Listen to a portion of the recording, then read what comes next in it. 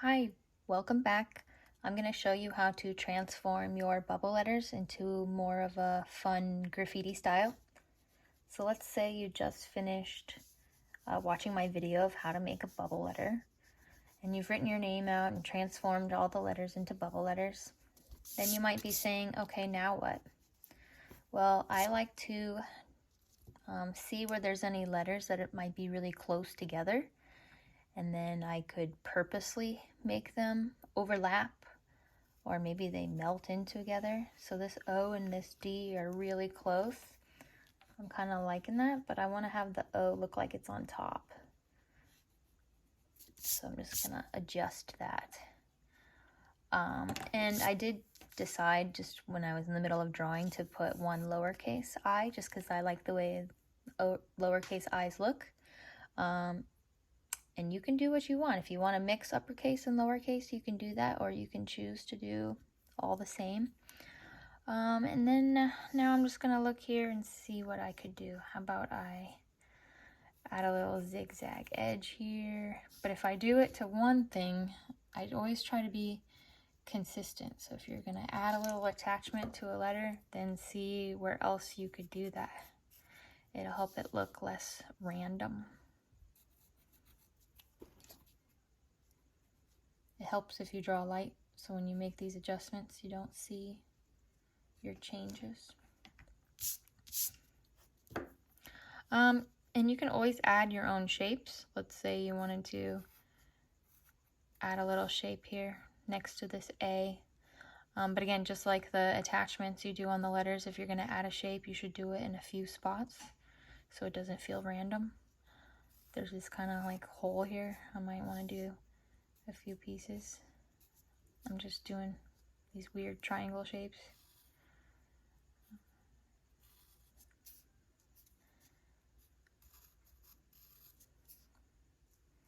And as you're going, you might say, you know what, I don't like that. Completely normal. I don't like it.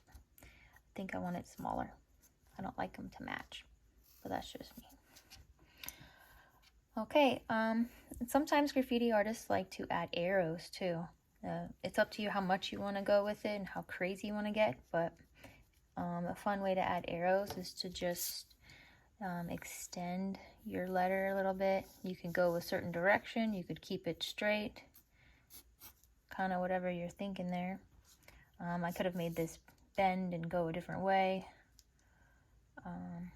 but I just decided, I think I have a lot going on with these shapes. I'm just going to have it go straight. Anything else I want to add? Maybe a little bump. Make this a little fatter.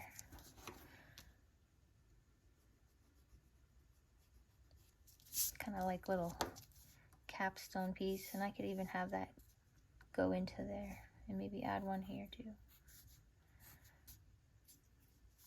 Kind of looks like a crack.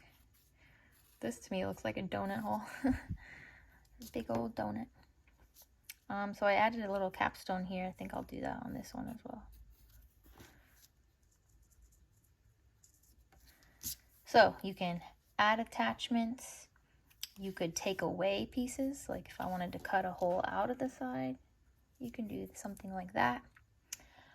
You can add shapes and you can add arrows. These are all things that you could do to your name. And then the next thing I want to do is draw an outline around all of this. I'm just going to kind of hug the turns that I have here.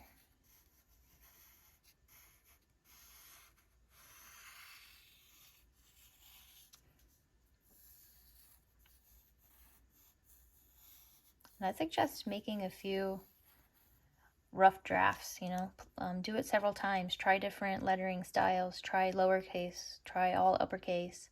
And do it a few times so you feel comfortable with one that you really like. You can keep the border simple. We could try making it look like it's melting, where you have it like oozing and dripping. That might look neat. I like that. But I might want to do that over here too. I already kind of have this dipping down here. Let's turn it into one.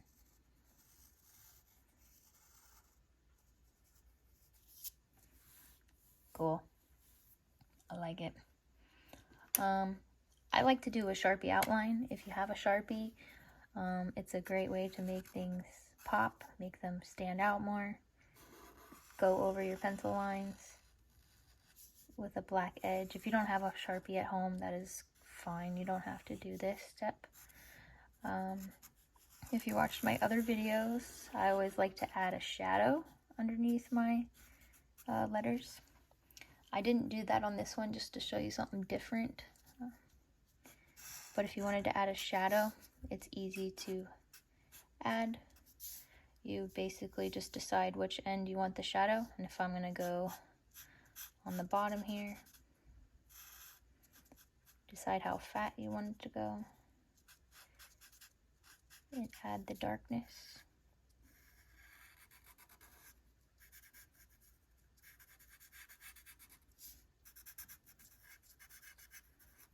Trying to mimic this edge here where it went up, down for that zigzag, because the shadow would copy that.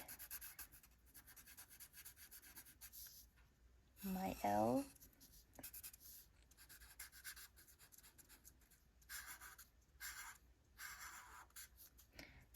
And sorry this video is so long, but it takes time to make it look just right. Feel free to fast forward at any time and rewatch this as many times as you need.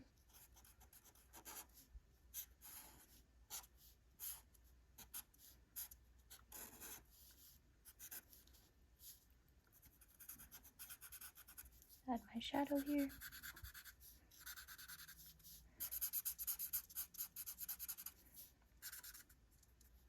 Got this shape in the way.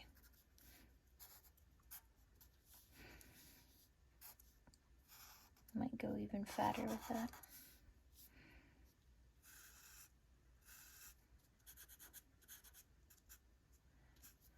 Cool. I like it a lot better already. I would also outline your background and then start coloring. When you're coloring, you could do stripes, polka dots, zigzag shapes. You don't have to outline them, but if you wanted to, you could do that.